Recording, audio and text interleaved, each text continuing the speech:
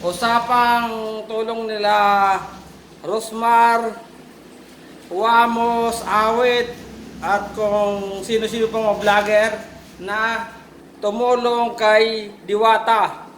Wala kayo pakialam kung si Diwata ang tinulungan nila. Kung bakit? Yung kwarta ba sa inyo nang galing? Siguro nainggit lang kayo dahil wala kayo na itulong kay Diwata.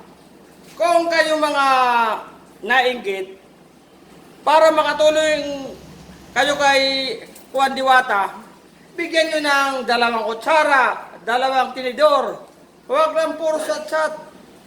Dahil wala kayo karapatan magalit sa kanila. Dahil sa kanilang pira yan, hindi sa inyo.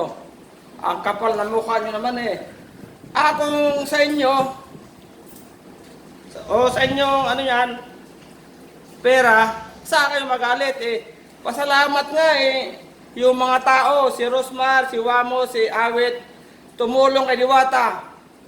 Kayo, ikaw na puro chat-chat, nakatulong ka ba? Nainggit ka lang siguro. Karapatan nila mamili kung sino tutulungan dahil sariling pera nila yan. Kaya huwag na kayo mainggit. Kaya samantala kayo, wala kayo na itulong eh. Nainggit lang kayo. Kung wala kayong mantulong, matulog na lang kayo. Wala nga kayo na itulong kung puro kontra.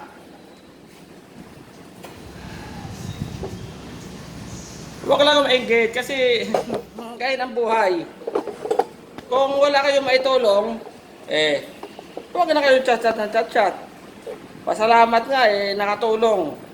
Samantala yung iba hindi nakakatulong.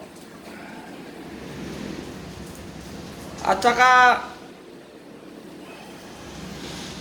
huwag niyo sila sasabihan kung saan sila pwede tumulong. Gusto nila lang kung kagustuhan nila yan kung saan sila tutulong dahil yung kwarta hindi galing sa inyo, sa akin na yan, kaya manahimik na kayo.